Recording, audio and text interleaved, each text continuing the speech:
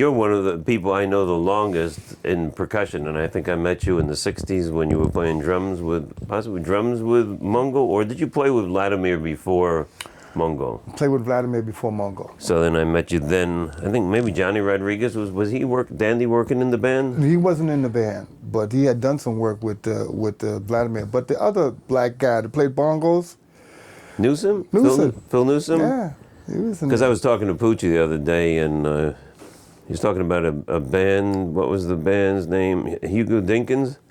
Yeah. And yeah. there was Phil Newsom, Yeah. Pete LaRocca. Huh. Guy Pee Wee, he said, was on conga. Pete LaRocca became a lawyer? Yeah. And How many people know Pete LaRocca was a timbale player? Not many. I just know of him from Pucho. He talks so highly of him. Man, are you kidding? I saw Pete LaRocca, I remember vividly when he was 17 years old at the Renaissance Ballroom having a timbale duel with Puente. 17. Well, I remember seeing him vividly on the stage having a drum thing, a timbale duel with Puente, and all the cats in the block were saying, "Who is this cat, man?" Really? You know, black guy. And the next thing I saw, he was up for the drum chair before Tony with Miles. Was he really? Yeah, Miles sounded him to play after Philly Joe, man. His name was Sims, I was told. It's Sims. I know Latin drummers covet their genre of music, and they don't like give a nod to people that come outside the culture. You can say that again. And you, and I would say Steve Thornton, over the years, are the two guys that came into the culture that I would hear nice things about from Latin guys like Dandy. Yeah. Well, I tell you, man, it was speak Spanish, at least at that time, you know. And then later on, I found out that people had said that, you know, you're one of the few guys, American black guys, that got accepted in this community, you know. And that for me, that was a tremendous honor, man, you know, because it was close knit. But the guys I used to hang out with, I don't know if you know these names, Carl Vail, No. Chris DeLegal, uptown cats. They were all black Americans, but we had this affinity for the conga drum, you know? And you know, at that time, the black people, and I tell the young guys when I give clinics that the black folks uptown in Harlem supported the hell out of Latin music. Some of us were the best dancers. Some of the greatest dancers to go to Palladium, you see black guys dancing around. And the Apollo, you know, Apollo would have a show at that time. They would have, you know, Thelonious Monk, Tito Rodriguez, and the Dominoes. So you got the whole culture. And you would go specifically to see that kind of show, you know, Monk or Blakey along with Tito Puente's big band. And so I tell people I grew up in New York at one of the greatest times in the world, man, cross culture, you know. You went out and you bought a Miles record. You bought a Miles record, you went out and got a Calibrated record too. Because we loved it. We grew up with that stuff.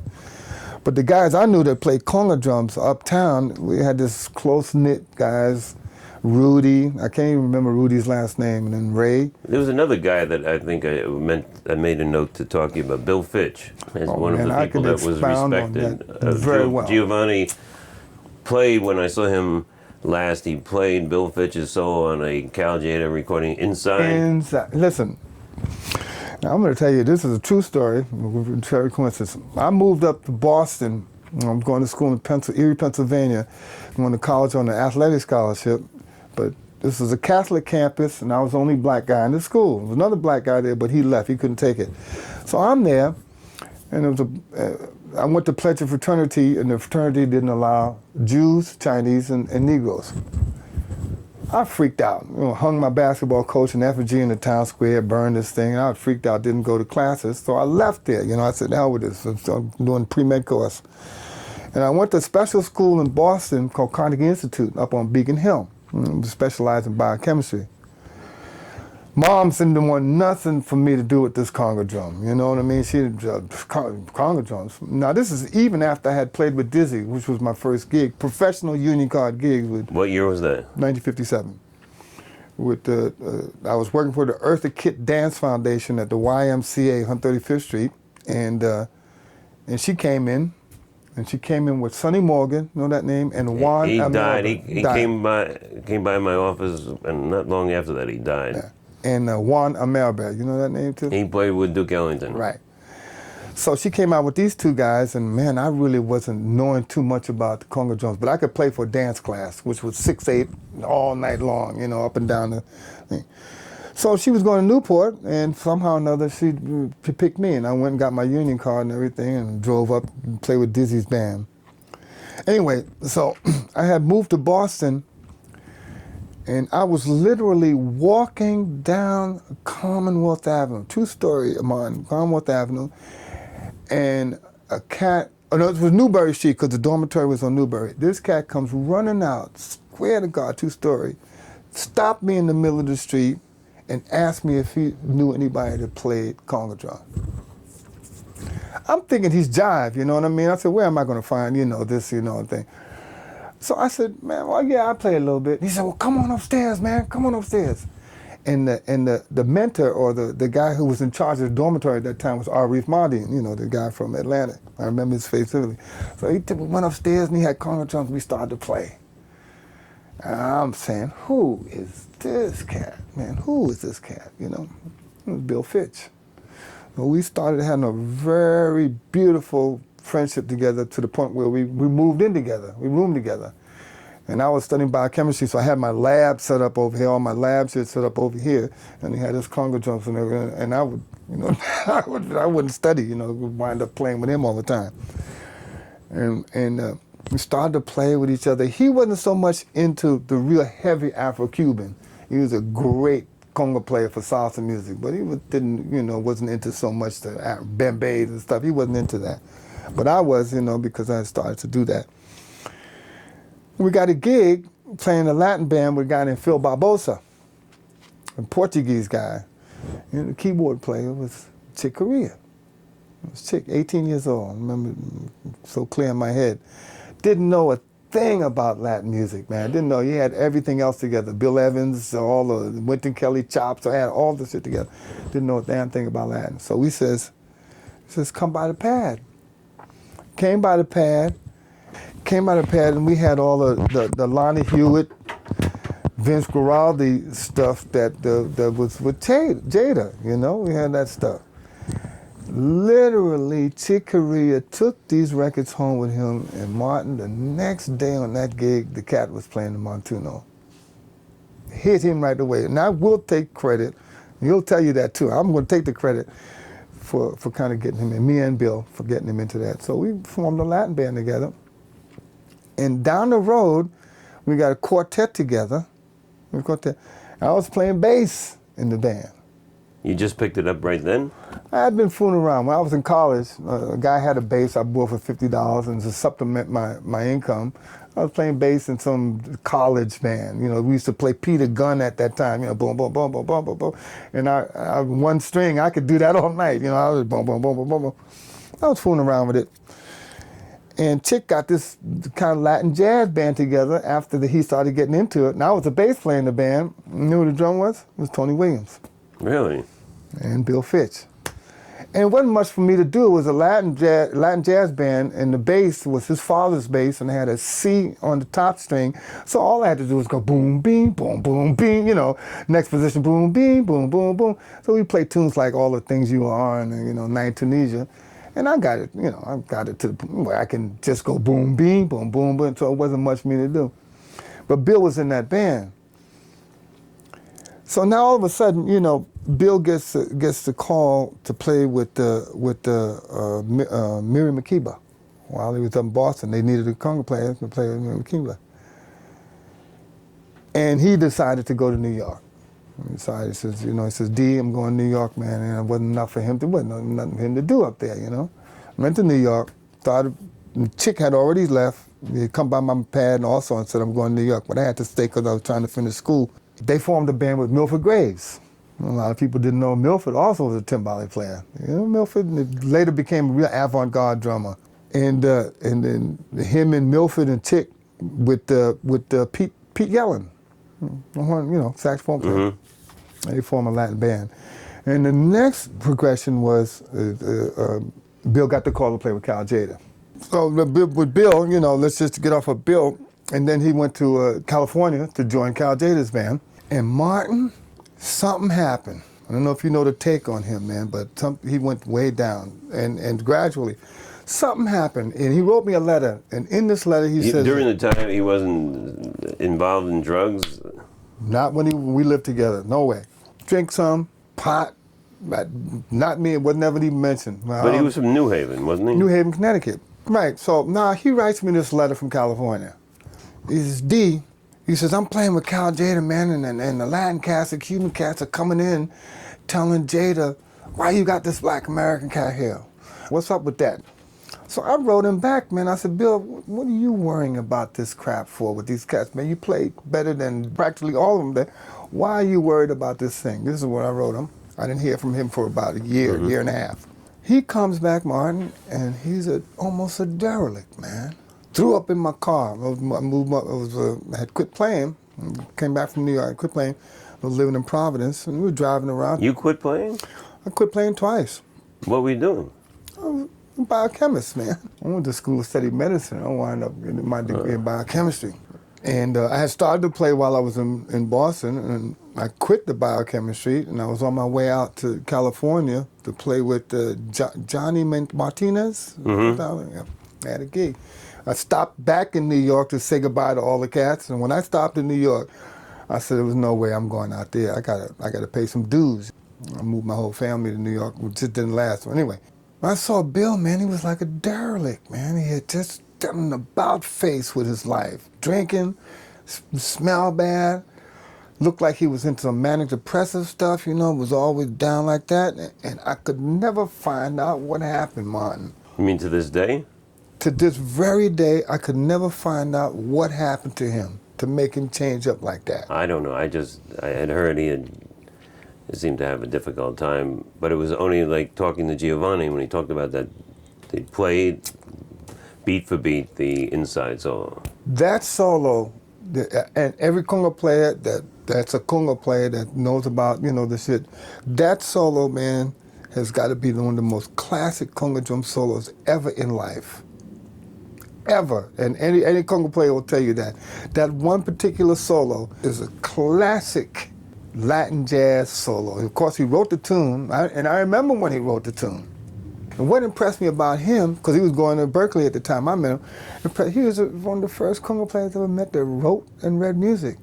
I thought that was, man, I had so much respect and admiration for that, man. He wrote and read and everything, and that's it. Man, this guy is something else. Took things very, very seriously. So you think it's possible that the pressure from the Latin scene just beat him down? I'm thinking that's the only thing that could be, because I didn't know what else happened. I don't know if he was taking some acid and freaked out, or met a girl or something that freaked him out. I didn't know nothing about that. But that was the only thing that he wrote me about in the letter, was that these Latin cats were putting pressure on Jada to get like a Latin guy to play. Who replaced him? Louis Miranda, maybe? Maybe was Louis that Miranda? long ago? Yeah. There was a time when he had somebody by the name of Chunguito. That guy, Bill replaced that guy. Oh, he did? Yeah. Because I remember, I think that guy went back to Cuba. Yeah. Bill replaced that guy. Played the hell out of just one conga. Played the hell out of one conga. And Bill took his place. So, that, and then, I gradually, last time I saw, I was working with Chick Corea in New Haven. They had that club there. I can't remember that club.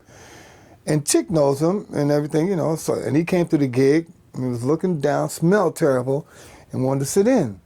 I went over to Chick and I said, well, man, Bill wants to sit in, what's up, He asked me, he says, well, what do you think? I said, look, this is Bill Fitch, And of course let him sit in. And Martin, he got booed. Got booed, man, hurt the shit out of me, man. He got booed. Man, people started booing him, and he wasn't up to par, he was stumbling, man. It was generally, terrible. people don't boo a percussionist. You can do anything you want, man, stand on your head. Getting back to me growing up in New York. So I hung out with these guys, Chris DeLego, Carl Vail, and we were the black guys that played conga drum. Richie Landrum was in there. He kind of like on the fringe a little bit, but he was up in there. And we was hanging around, and what we used to do, there was a club on 25th Street that Arsenio Rodriguez used to play. And we used to go down and beg Arsenio to play the compasa at the end of the night, because we knew how to play compasa. It was one of the rhythms that we knew how to play. We used to play El Cumbanchero or something like that, as a compasa. And we liked the affinity because those cats were black cats. They were black Cubans, you know what I mean? We liked that. and Raul, and played one conga drum, and the other brother played bongos, and he made his own campana. He had told he made his own thing. Raul. Can't forget what the other brother's name that played the conga. Oh, Raul was the conga drummer, wasn't he? There was two. He made congas? Kike, and then there was Raul. I just knew of somebody who made congas. Maybe I assume he played them as well. Yeah, I can't remember. So if they were played a comparsa, you were able to join in? We were able to join in because we knew the hell out of that rhythm. We used to play it all the time. And we used to beg our senior, please, and man, he let us do it. He let us do it, the three of us. That's the deal. It was surprisingly enough, they played in Harlem, man. They played in Harlem. And the black people used to go to the dances. They couldn't speak no Spanish, but danced the hell out of the music. So here I am, 17, 16, 17, playing this comparsa with Arsenio Rodriguez, and not realizing the heavy importance about that until I got older, man. We used to call him Blind Pete. That was our nickname for him, Blind Pete. So, yeah, and we would play the comparsa, And touching on the fringes, go to the Apollo and see Catherine Dunham and Julito would be playing. Julito Collado. That's who brought Julito here, right? Or that's his first gig, Catherine Dunham? That I don't know. I think that's what impression I had. That I don't know, but we used to go and, that Julito. And of course, I didn't realize the importance of that thing until I joined Mongo's band, and see Julito. He always treated me, when I was with Nina Simone, we used to play opposite of Mongo because George Wein had the big circuit, and on this bill he would be Blood, Sweat, and Tears, Nina Simone, Miles Davis, and Mongo, Then when I joined Mongo, Julito was real nice to me. What year did you join Mongo? 71, I think. Okay. 71. And did you work with Willie Bobo after that? Yeah, after that. And now here I am, man, like when I was 15, sneaking into the Palladium and seeing these cats, with Puente, the rhythm section. Here's Willie Bobo and Mongo. And to get the chance to play with them, man, oh, man, come on, I was in heaven. And then with Mongo's band, Armando Peraza was also in the band, Well, I remember that era when Mongo took on Peraza. Yeah, it was two of them. And Mongo had 3 conga drums, and Armando had 2 conga drums and bongos, and played campana. It really taught me a lot. And Armando befriended Bill Fitch when he was out there, and I talk about him. When he would talk about him, he would say, "Talented guy, talented." And actually, when Bill came back from, I could see and hear some of Armando in his playing, because Armando lays back, He's a laybacker, you know what I mean? I could hear some of that stuff in Bill's playing. So I'm in, New York and so forth, and of course, moms didn't want me to know anything about conga drum. And we used to play in the street. We used to walk up and down, strap the conga drum to the shoulder. I had a little flute. And we used to walk up and down the streets of Harlem, man, with a big line of kids around. It was like the Pied Piper. How old were you then? 16, 15 to 16. And all of us, man, we'd walk up and down the streets, and I can remember coming up and down my block, the windows would open up, because we'd be playing, and the stuff be bouncing off the walls in the street. And the kids would be behind us, and they had this flute, and, You played the flute? Yeah. Oh, it was a metal, not with keys, just the holes, what I mean? I could get some stuff out of it. And, up to this point, it was strictly Latin that you were playing. And for dancers, and let me throw the Haitian thing in there too, because I learned a lot of Haitian rhythms because it was conducive for dance classing. Because those rhythms were in 6/8, and 6/8 was the normal stuff for those dance classes. You wouldn't play guaguancó in a dance class. You'd never think about playing a guaguancó in a dance class. It was always it was so easy for the class to dance to that kind of stuff. So I was playing those dance classes, and then when I went away to school, I jumped ahead of myself meeting Bill, but I stopped playing, When I met him. You mean when he came out to grab you? Like, why did he come out to grab you? I swear you never found that out? I have no idea. And why was he looking for a conga drummer? He's a conga drummer. He wanted to play with somebody. Oh, okay. That's what, and Bill, I'm telling you, it's a true story. I'm walking literally in the street, man, and he comes up. We talking about magic. He comes running out, man, and I can even remember it was the summertime, and I had just come from class. I had on my white coat, you know, my white jacket from being in the lab. And he literally, his words were, "Do you know anybody who plays conga drum?" And you can't tell me that's not magic. That's no coincidence. It freaked me out, man.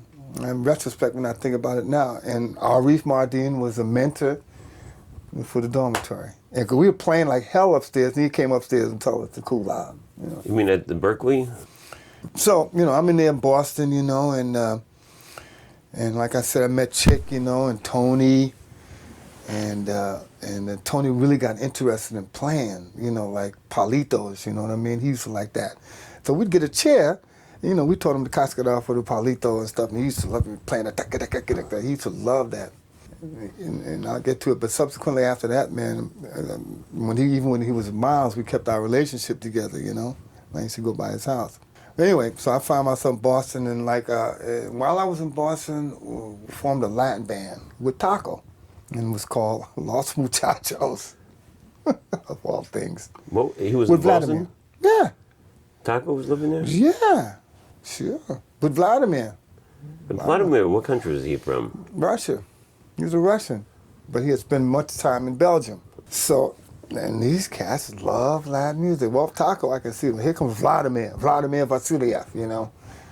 And we got a band together called Los Muchachos, and we worked in a place called The Cave, which was behind Steuben's on Boston Street. And I worked in that place 3 years, 5 nights a week for 3 years. And that place, I really kind of got my salsa chops together. During this period of growth in the Latin thing, who was a mentor of yours from the Latin side? Was there anybody that... No. You just listened? Yeah. And people ask me about that, and I said, I learned in the streets of New York. But amongst blacks and not Latinos? Yeah.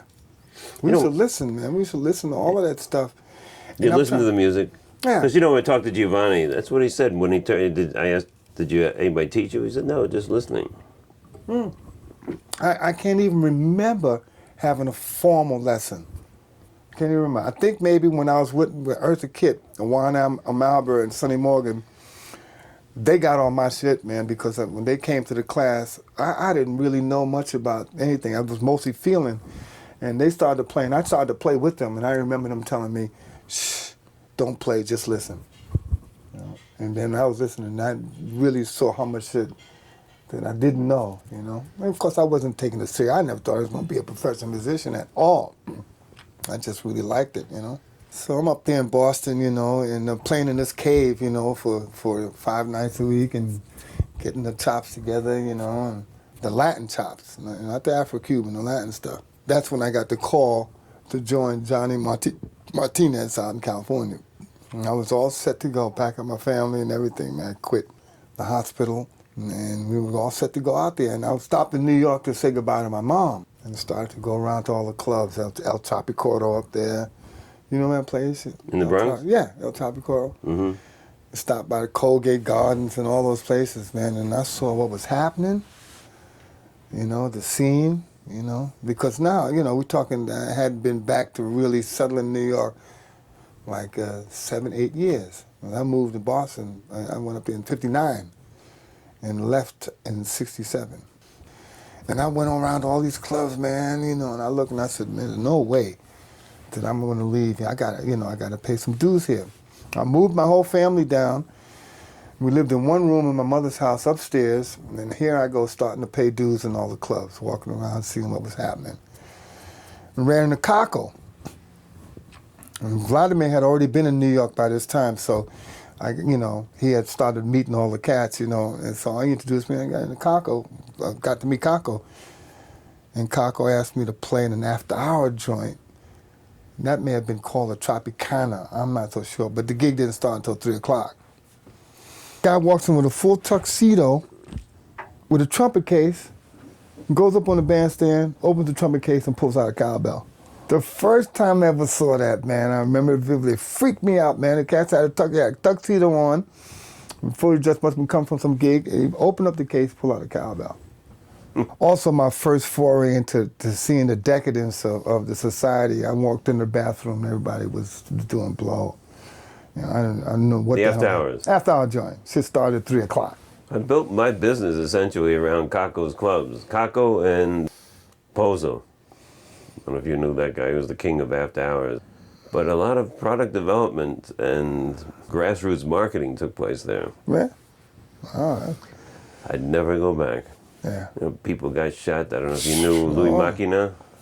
Yeah, He that was a sounds dancer. familiar. Sure, He was a sure. great sounds dancer, and familiar. you see him occasionally Yeah. now in a wheelchair.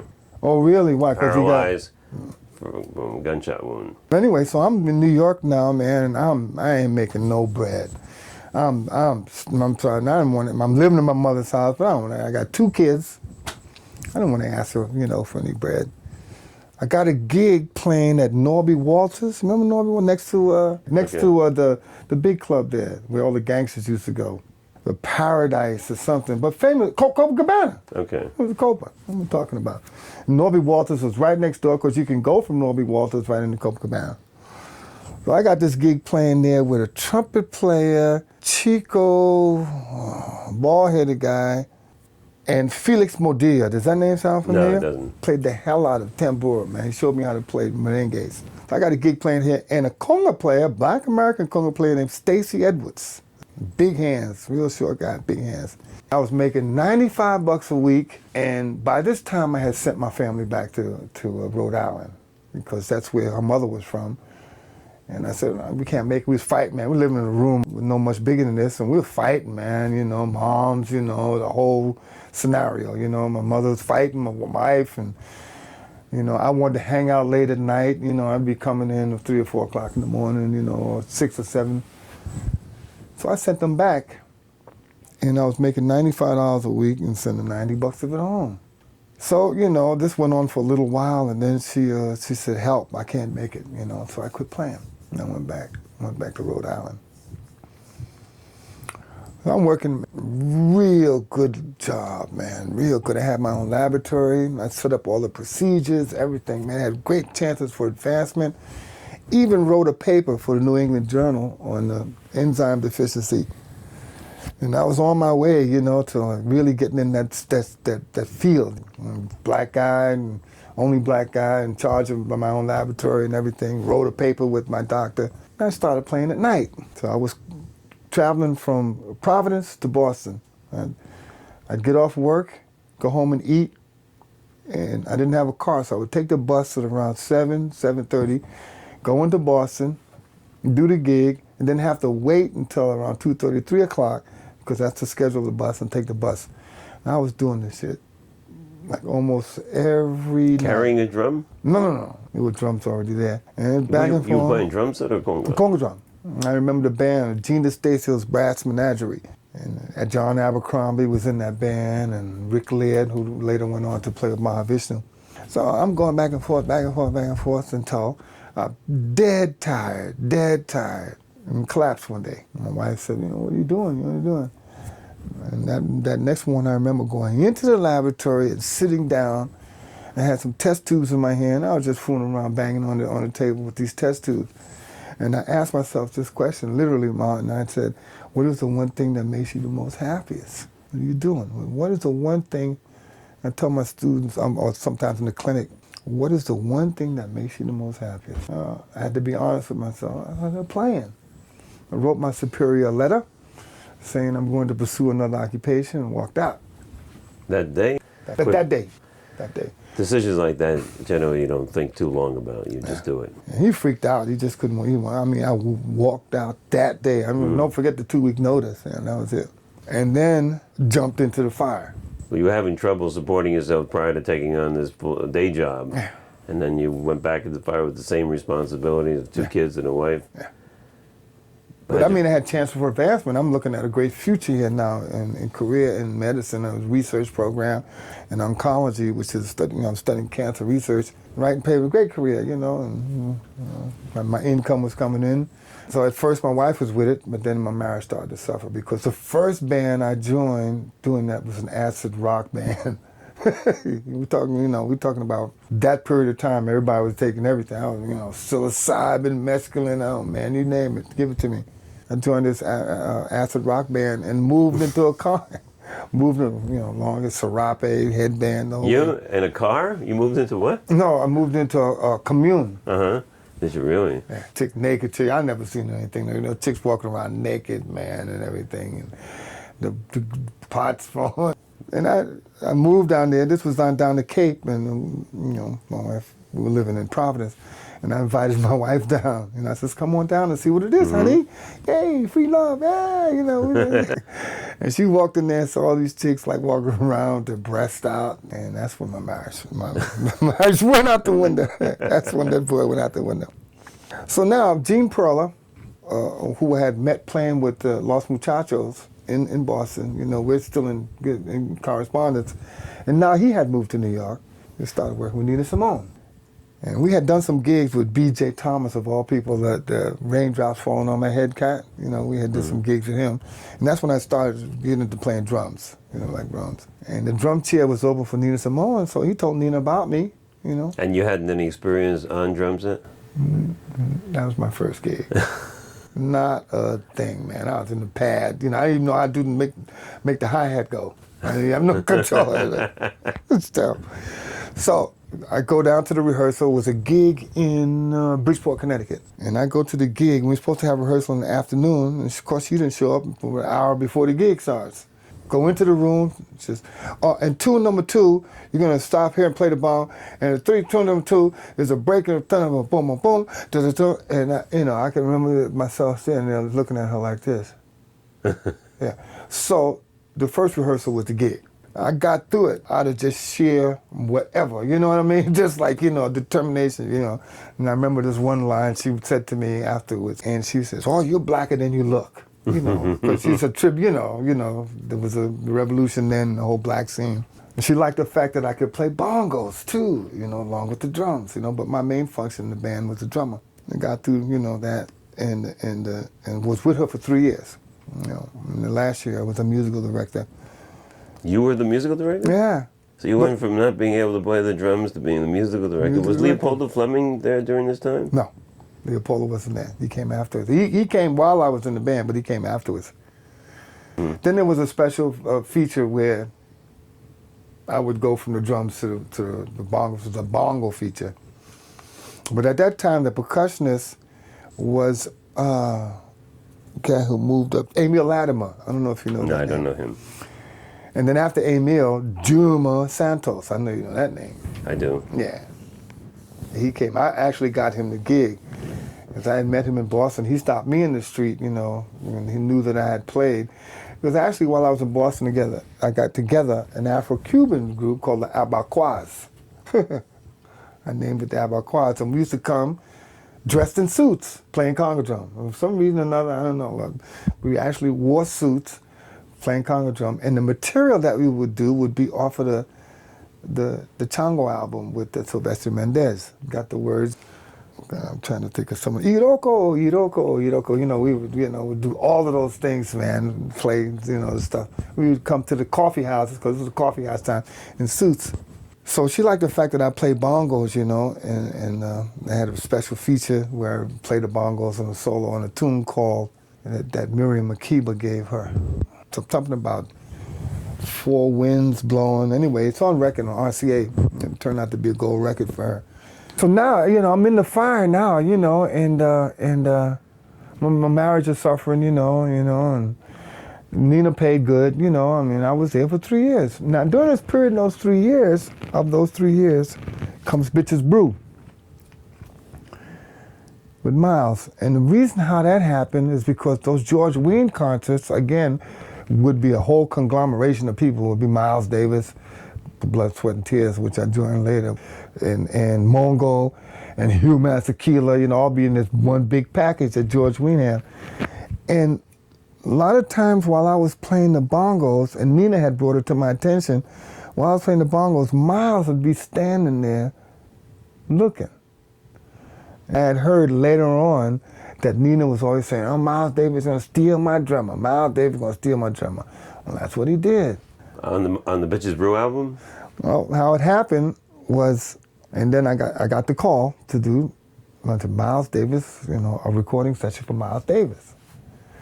I don't know what it was, man, but here, is my goal, you know, because that's what I set out as a goal. You know, I wanted to play with Miles, you know. How could I play with Miles playing conga drum? And the only connection I had was that Willie Bobo at one time played with Miles Davis. Did you know that? No, I didn't know that. And recorded with Herbie him. Hancock, yeah, but Miles Davis, no. Yeah, Willie Bobo, man. He recorded with him, playing drums and bongos for some track with a singer by the name of Bobby Duro. And you know that name? Bob Duro? Yeah, Bobby Duro. Mm-hmm. Yeah, the same with White guy. White cat. White cat. This was with Miles? Yeah.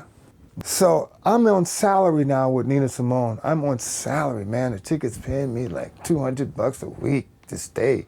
She's on vacation, you know.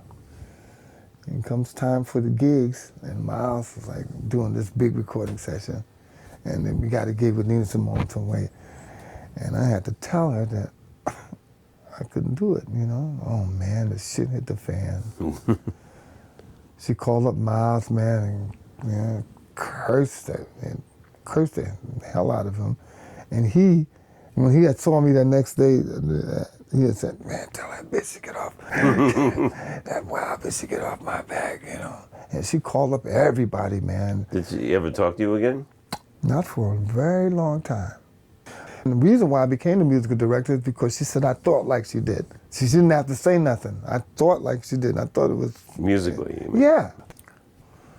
And comes a bitch's brew session, you know, man, and I'm like, you know, a Miles Davis session. You know, oh my God, you know. And I walked into the studio, man, and I saw all those musicians, you know, Herbie and Joe and Dave Holland, this big conglomeration of all these cats, McLaughlin, and I'm going, what the heck is going on? Because I'm thinking I'm going to be playing with Tony and Ron Carter and that whole contingent. All of these cats, man, and I walked in there, man, and I saw all of these cats, and then I heard the music. And I said, boy, is this conducive for some conga drum. But not just any old conga drum, but some Afro-Cuban, man, some, you know. I said, man, there's a way that I can get this Afro-Cuban into playing with Miles. This is perfect. This is the perfect setting for that stuff. So now here comes one tune. Like all the other tunes were like 1, 2 takes, bang, that was it. Never wrote any music out, they had sketches. And here comes this one tune called Miles Runs the Voodoo Down. And counted it off, I'm back there. He calls out Miles Runs the Voodoo Down, he counts it off, and Lenny and Jack were playing drums. Their mistake was that they both came with the same sounding drum set, the Tony Williams 18-inch bass drum, high tom-tom. Lenny's bass drum was Lenny who? Lenny White. Okay. And Lenny's bass drum was made out of metal. It was a metal oil drum, metal oil can drum, heavy as hell. But somehow he had hooked it up, put a head on it, but both of them had the same sound, man. It was the same goddamn sound, you know. Obviously, Miles was looking for something else, you know. So the shit didn't happen. He stopped it. Counted it off again. And they started to play. Now I'm playing the percussion. Counted it off again, and the shit didn't happen. So automatically, you can the buzzing, you know, music is rustling, and everybody's shifting in the chairs, and it's just getting a little tense, you know what I mean? Because everything else was first take, second take, we had it. And you getting ready to count it off again, man. I just took it upon myself to stop the shit. Because Martin, I had been playing a rhythm on the drum set that was related to the conga drums. I caught a hybrid of some New Orleans backline shit along with some conga drum shit. And I had been practicing this goddamn thing, man, to getting it together for a while. I stopped the session. I went, Miles, I got this drum rhythm, man, that's perfect for this tune. I get right. You know, and you can hear a pin drop, you know, could hear this young, you know. How old were you then? I was, well, young, but because I started late, so I was 29. This was 1969, I was 29. But young because I started playing late, you know what I mean? And, you know, I knew these cats, but I really didn't know these cats. I wasn't in the in crowd, so this shit got real quiet, man. You know, what? Hey, number one, this is the third time Miles is counting the tune off, and yeah, I'm like, you know, taking it upon myself to stop the session. So yeah, go play it. So I go behind the drums, man, and I sit down and play this Whose drums shit. did you sit behind? Lenny's. You said, Lenny, get up. Yeah, yeah. It was just like this. I just happened to walk around, and then when he got up off the set, it's a true story. He'll tell you himself. So I played the rhythm, and lo, but this shit clicked, I mean, I knew it was a perfect rhythm for the tune. So when you hear Miles Run to Voodoo Down, you hear it start up, but the first thing he was like, show Jack. He wanted me to show Jack the drum pattern. Now this is one of these drum patterns, man. It's like you don't require no chops. It ain't no chops to this shit, and it's like a conga drum. You just got to know, you know what I mean, the language of the shit, Jack couldn't cop. He couldn't cop it, man. And it was not a chop, technical thing. Couldn't cop. So Miles went, stay there. So I started it off. You hear it when you listen to it. I started off. And then Jack came in, and both me and Jack played.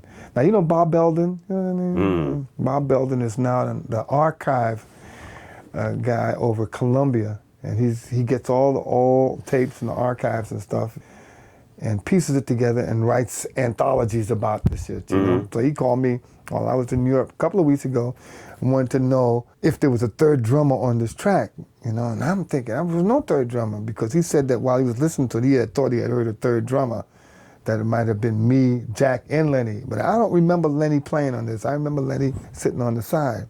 And then we started it off. We started this thing off, man. And God damn it, man, it was a perfect rhythm for this shit, man.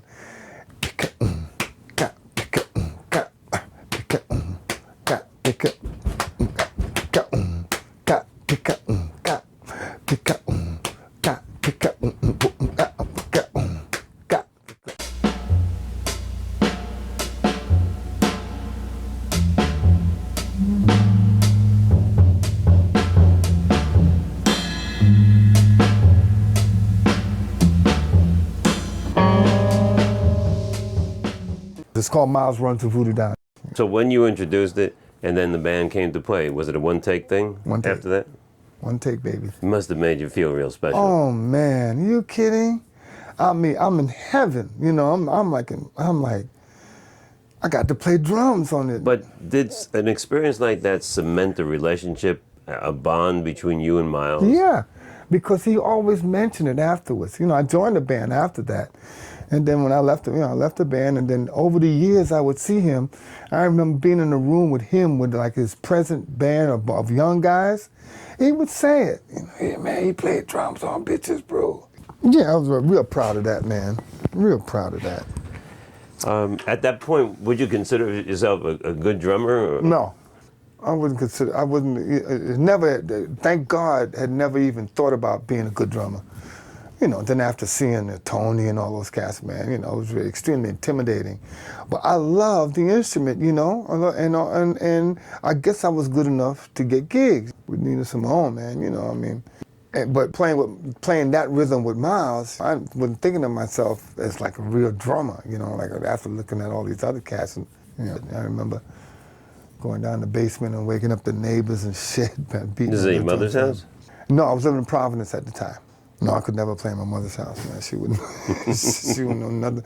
I mean, she wouldn't acknowledge me being a musician until I introduced her to Miles, and that was a really funny story how that happened. I introduced her to Miles, and then all of a sudden she said, "Well, you don't sound too bad." Okay, Ma. And she's from St. Martin? No, she was born in New York. My dad was born in St. Martin. My dad and my grandmother. My grandfather was born in Anguilla. I don't know if you know that island next to it. It's a great island. It's a well-kept secret. He left there in 1914. He never went back.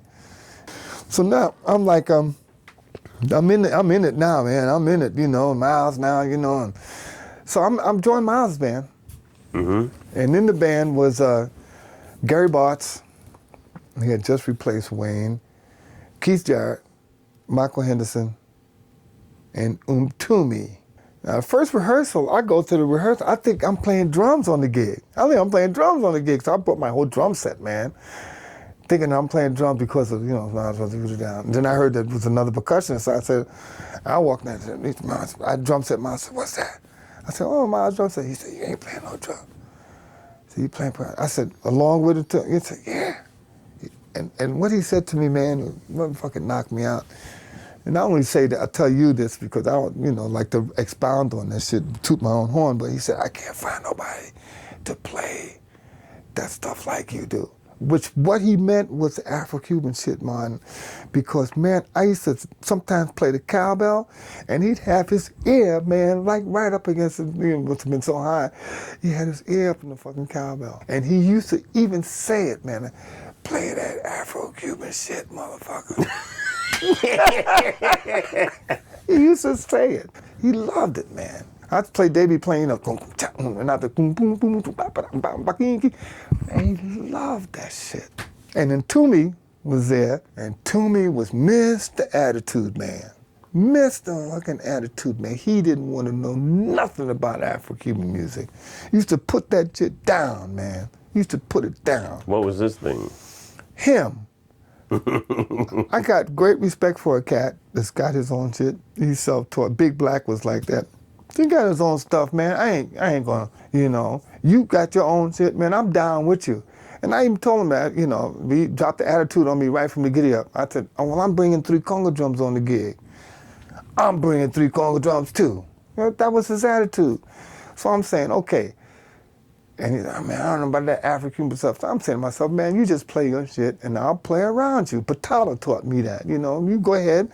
You don't have the language together, I ain't gonna force no shit on you. I'll play around you. And he's playing his own shit, and it got nothing to do with the clave or nothing. But I ain't gonna force that shit on anybody, man. I wouldn't do it, especially if you didn't grow up in the culture, So he's playing his shit, and him and Undugu, prejudice, man, down on white people, man. That's just all the time, calling white folks maggots. He see a black guy with a white chick, man, and calling him a maggot. And, that was his famous words, this, man, you playing, hanging out with white people, the attitude, big afro, dashiki, the whole bit. Miles didn't give a shit about that, man. He had Bill Evans in the band, he didn't give a shit about any color, you know what I mean? And here's him to me. And him and Undugu are putting Afro-Cuban music down, man. Ndugu? Hey, now check this out. Leon Chancellor. Ndugu. And to me is James Foreman. Ndugu comes on the gig, and he comes on the gig with a Tony Williams sounding drum set. 18-inch bass drum. Miles didn't want that. He wanted a Buddy Miles sound. He want to take the head off the bass drum, man. Give me some funk. He want that funk sound. We're going out on a month's tour in Europe, and Miles is telling Ndugu, man, take the head off your bass drum, let's get down with it. Would come to my room, said, Don, go tell Ndugu how to tune his drums. I'd get drunk sometimes, Martin, because I said, man, let me play the motherfuckers, let me play the drums, man. Give me, I'll get with it. I'll take that head off in a minute, So we used to go to Ndugu's room, man. It was like, Ndugu, man, take the head off your bass drum. This is Miles Davis, man, come on, baby, And his take, he was really belligerent cat, and his take was like, oh man, this is my only jazz set, I don't want to, this is my jazz set, I don't want to do the always saying some shit like that. And Miles getting frustrated. Man, take the rings off your hand, take your glasses off, play like, because he had his hair cornrowed, play like you got your hair cut, he was telling him everything, man, everything. The last day of the gig, we were playing Cascais Festival in Portugal, and we went to Ndugu's room, me and Gary Boss, said, look, man, come on. And Ndugu finally acquiesced on the last day of the tour to take the head off his bass drum, put a pillow in there. And he's like, yeah, bro, come. So I was, man, on this gig, I was always the first cat out to shoot. I used to stand by the band, by the band, say, waiting for Miles to come out. I see that trumpet, man, I'm going right after him. So sometimes we start off with just conga drum and trumpet, So I'm standing by there waiting for him to come on. Miles comes downstairs and said, help me God, man. And the truth is, he looked at me and said, I'm getting Jack back in the band. And he turns around to Ndugu. He says, you're fired, motherfucker. After he took the head off? After he took the head off the bass. After he took that. I'll never forget those words. I'm getting Jack back in the band.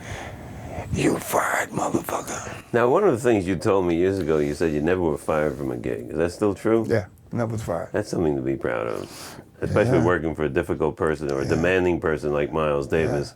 Yeah. And Nina Simone is known Yeah. to be a bit Both demanding. of them, but they're in the same, as far as that, they're in the same And category. they loved you. I never had a problem with them, man. I don't know if there's some wood around this track. No, it's of all course. plastic. Of course, my vibe was I always wanted to do the best I can. I always want, man, just to do the gig. I was so grateful to be on these gigs, man. I just wanted to just do the best gig I can, man. Whatever it is, let me do the best. Did starting late contribute to your enthusiasm to do the right thing? I don't know. I really don't know about that. I really don't know about that. I can't make that correlation between starting late and trying to do But good. the two jobs we talked about were jobs that were pursued by people from jazz backgrounds. You Yeah. came of a Latin background Yeah. and went into those gigs. Yeah. Was there envy there? Like, Envy? there's always envy. Are you kidding me? Man, I'd have cats come, when are you leaving? Man, give me the gig. Give me the gig. And I'll never forget the first gig I had with Miles, man. It was at the Beacon Theater, and it was Richard Pryor was on the gig. And Marty, I'm nervous, man. I ain't gonna lie. You know what I mean? I'm like Miles Davis, man, at the Beacon. I'm nervous as hell. And I don't know if you know the Beacon, there's a railing on the side of the bandstand. There's like a little railing leading to somewhere. I don't remember. And I went over to sit down on that railing to chill myself out. I just wanted to gather my shit together, man. And I was just sitting there, and here comes Miles. And he comes, man. He sits right down, right next to me, man. I'm nervous, Miles Davis, And out from the wings comes a cat. I remember it was like as clear as a bell. A cat with a suit on and a hat. Really dressed cool, It wasn't a slob. So Miles, I'm sitting here, Miles is sitting there, not saying a word to each other. I'm so uptight, I ain't gonna speak, man. I'm like, I'm sitting there. And this cat comes up to Miles, and he extends his hand to say, Mr. Miles. And before he can get that shit out, Miles says, get the fuck out of my face. I'm like, man, I was shocked, and then something inside me said to me, man, this, why is he treating the cat, the cat was just trying to say hello, why is he going that way, why is he going, Mm-hmm. And I asked him, I said, Miles, I said, that's kind of rough, huh? And his exact words, man, was, man, I'm trying to get my shit together. Man, in my mind, he was doing the same thing. He was just trying to focus on He was trying to focus. He never found out who the guy was. Never found out. We do the gig, and so he decides to take 5 months off to go to some villa, because he was going with Juliet Greco at the time. You know that actress, Juliet Greco? No. Yeah, French chick. And he decided to take 5 months off to go to some villa and thing, And I got 2 kids, man, So, Miles takes off. He expects you to survive until he comes back out, you know what I mean? And most of the time, cats could do that. But I'm living like in Providence, with my wife and stuff, and with 2 kids, I'm not go. Of course, now I had already quit before now and back in it, so we're living in Providence and not in New York. I'm not on the scene, I'm not there, in the shit to where I can go maybe get a gig. After my gigs, I would go back to Providence, He takes 5 months off, man. I'm sitting around loading rubber tires on the railroad. You're kidding me. I'm telling you. That's what the cat said to me. I'm loading tires on, and I remember this one guy saying, so you're a student, So I said, no, I'm a musician. So he says, who do you play for? I said, Miles Davis. I said, I play with Miles Davis. And he goes, well, what the fuck are you doing here? So he takes off, and then I get the call to play with Mongo. And Barrios turned me on to the gig. I was taking Barrios' place. Why wasn't he doing it? I have no idea. Was the bread okay? If I can remember, damn right. It was sustaining, so it must have been okay. I was able to feed the folks, So Marty Scheller calls me for the gig. Marty Scheller calls me up. because they had heard that I could play drums and timbales and shit, you know. So I go to the rehearsal, it's like audition, rehearsal, audition, rehearsal, audition, rehearsal. I had my reading chops somewhat together, you know. You taught yourself? Yeah, I taught myself. Somewhat together, you know what I mean? Not like a Steve Gadd, but I could, you know, if it was hard, a couple of times, I'd be in, you know. And then just from watching Mongo, I had all the routines together, you know, the ones that Carmelo Garcia used to do. I had all the doom, doom, doom. I had, you know, I could do that, you know what I mean? I was, you know, together. So I get the gig, you know, and he's like, Alias, I remember him saying that. And I used to walk around with a big smile on my face all the time because I was so happy to be playing. Alias, why are you always smiling? Why are you always smiling? You know, and I said, Mongo, you don't understand. I used to go and watch you. I remember the words telling them. I said, Mongo, I used to go and watch you at the Palladium when I was a kid. And I'm here, you know, I'm playing with you now, man. I was in heaven. And then when Armando came on the gig, I'm in heaven, man. I'm in seventh heaven. Have you used at all the Udu drum? When I'm out playing with Sandborn, I got a repertoire. He walks off the stage and gives me some light. I got the bass kalimba set up, the Udu, a shell drum that an African guy sent me from the Congo, and all that is a big kabasa cut in half, and it's hollow underneath. I put an MPC mic underneath it and bang on it. Mm-hmm. I saw him do that. And my conga drums. I got them all lined up. And I added down the islands, I got a small pan, steel pan. So I played that tune in the key of C, so I can actually play that one too. I got these boys lined up. I took this stuff out with Herbie. I'm loving this. I'm going to sleep with this Udu because I find, you know, I stayed away from it. I saw Nana play, that's all these guys played, and I stayed away from it. And I lucked up and the magic happened again. And I saw that shit sitting in the shelf in your place. And now I'm starting to play it, and I tell the sound man to give me a special sound, and I'm hitting the top, and man, that shit is just incredible sound, and it's incredible sound. And I'm playing it, and it sounds like a tabla, you know, I'm like rolling on it, you know, so yeah, and I'm banging hit. Mm-hmm. I'm loving it. I'm like loving this instrument, man. I got a special case made.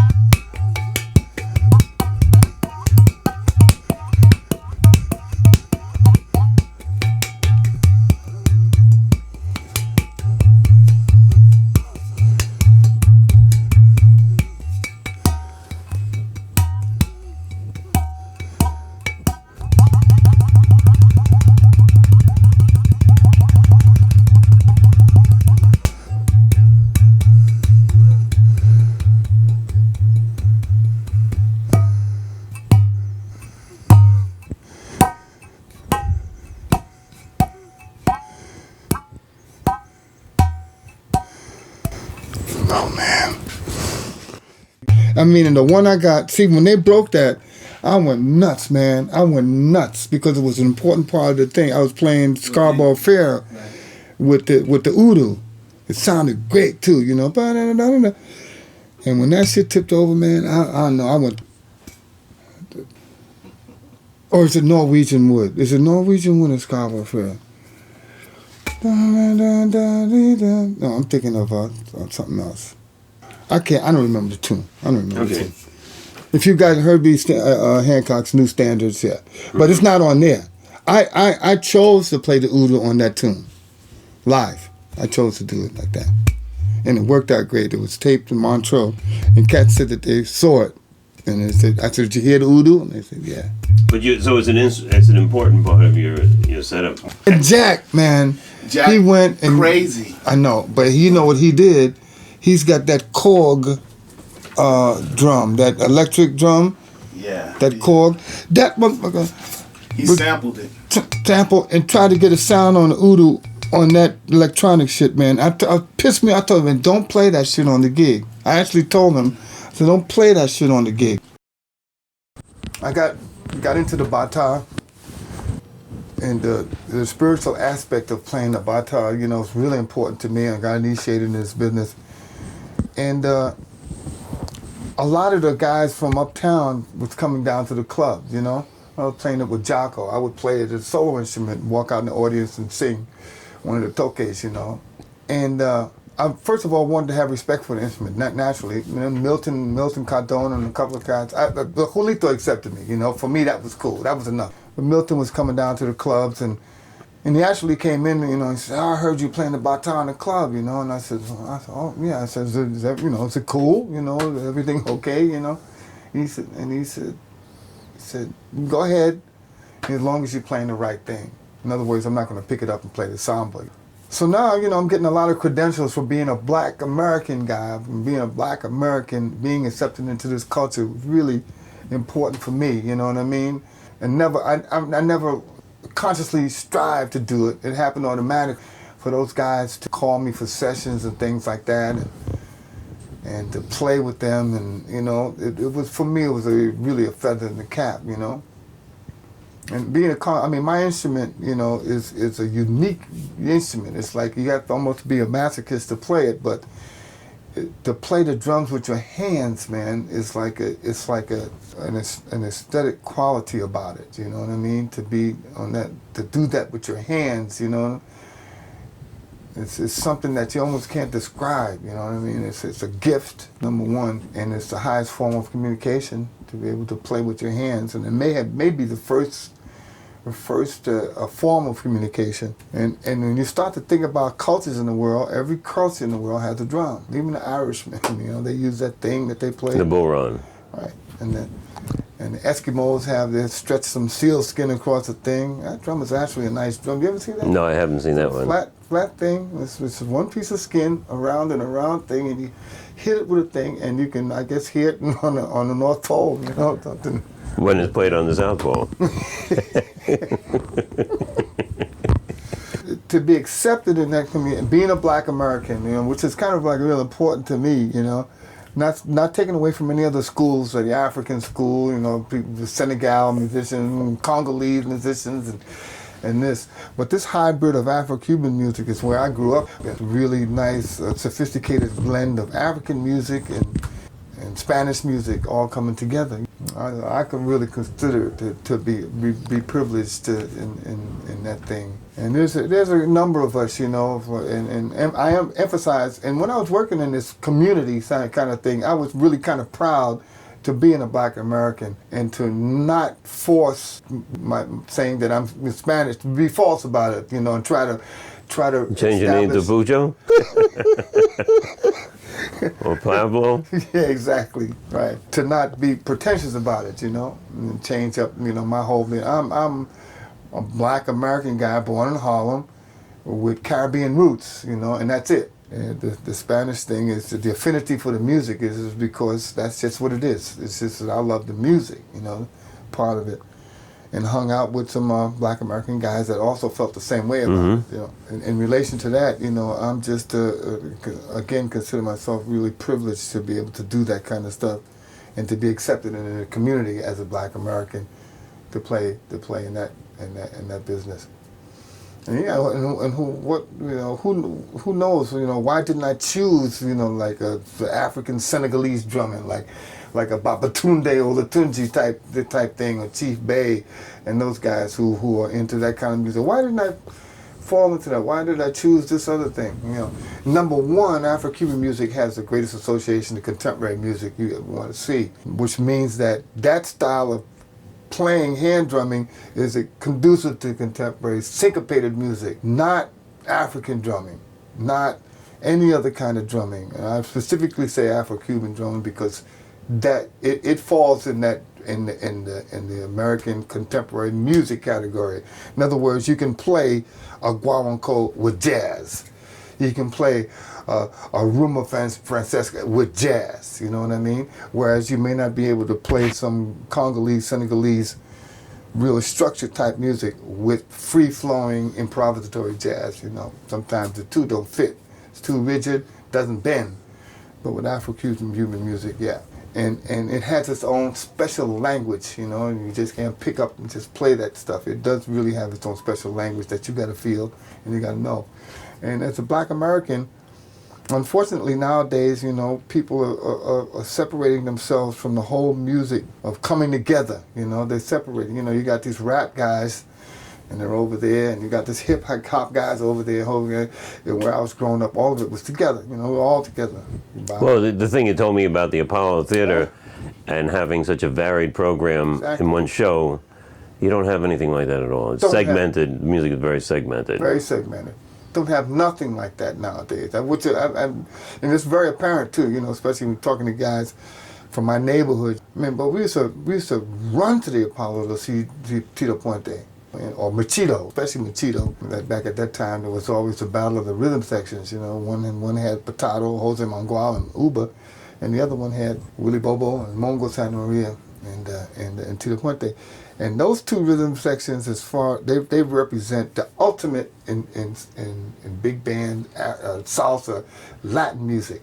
You can't touch those rhythm sections. Well, you talked about the obvious, the Tito, the Batato, Armando, Mongo. Are there any people, and we talked about Bill Fitch, who might have gone unnoticed, but are there some people that just didn't get recognized but were really innovators and had a sound and a feel all their own? Thinking about that off the top of my head, I really can't think of any. Because I once had the opportunity to ask Willie Bobo anybody that impressed him. And you know who he told me? Jimmy LaVaca. Did you know who he was? Not Johnny LaVaca. Jimmy LaVaca. Was that the one who played La Playa Sextet? Which one was the one that played with La Playa Sextet? Jimmy LaVaca. That's the one who I played with. Okay, so now who was Willie talking about, Jimmy or Johnny? Jimmy LaVaca, the guy that was the guy I played with. One of my first gigs coming into New York City was playing with Jimmy LaVaca. I remember him vividly, man. Do you remember what it would be that Willie Bobo would have been talking about? Well, he certainly had a real solid way of playing timbales, but me being so young at the time, I wouldn't be able to. He said no matter how his sticks fell, it sounded right. Yeah, well, that's for sure. But nobody else comes to mind as being an unsung hero of rhythm? Not at this particular moment, no. At this time... Tommy Lopez, when he was at the top of his form, man, they couldn't touch him, especially in that band with Eddie Palmieri. La Perfecta. That band was a great band. Mm-hmm. That band turned everybody around, because one of the reasons they had the two American guys there, Mark Weinstein and Barry. And for us, looking at these two hip white cats, man, playing Latin, it was hip. Man. They'd come in there and they'd hit that stuff, and it was really considered to be hip with us, That whole band with Tommy and all that, and of course Manuel Kendo. Now, okay, you talk about that. I don't know if Manny does really get the recognition that he deserves, because he was the first one that really threw that Mozambique out there, man, like for everybody to gobble up on. He played the hell out of that rhythm. And that rhythm was something new for us, like the songo is new now, you know what I mean? Mm-hmm. That really had a serious impact on conga drummers in Mozambique, to play in Mozambique. in a band format, you know, as is the Songo now. Well, they closed every set with that Mozambique, didn't they? Exactly.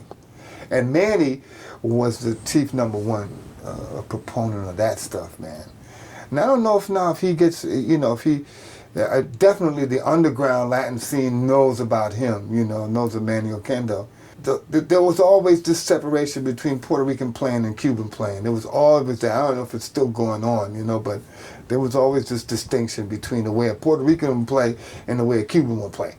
And Manny always had the vibe that he played like a Cuban. Mangual says he plays Mangual bongos. He was really not into that Cuban Puerto Rican thing. He was certainly born in Puerto Rico. He was as Puerto Rican as anybody, but he felt very proud of what he did because of what he was and not because of aspiring to be what he wasn't. And that's the thing I admire about you, not changing your name to take an affectation of Latin on, but to just be and evolve into your own kind of player, which you are. You have your own sound, your own style.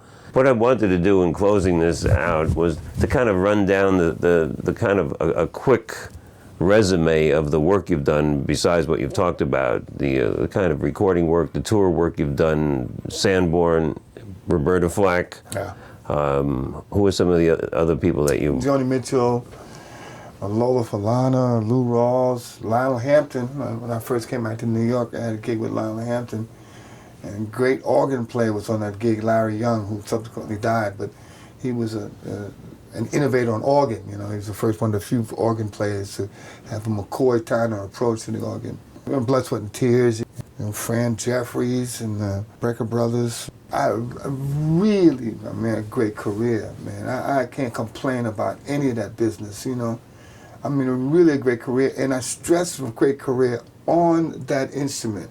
On that instrument, man. I can't tell you how great it feels to be playing with all those people on that instrument. That's not a saxophone, that's not a piano, it's a conga drum. And when I give these clinics, man, I stress to treat that like an instrument. That's just as important as a saxophone or bass or anything. Learn the goddamn instrument.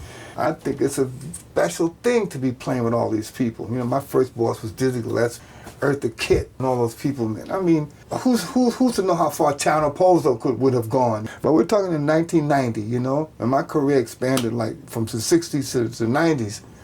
I got a chance to play all kinds of music, you know, fusion, jazz, funk, Afro-Cuban, and to be able to use that instrument in all of those genres and all of that, I think it's great. I can't tell you how lucky I am and really proud I am to feel that way.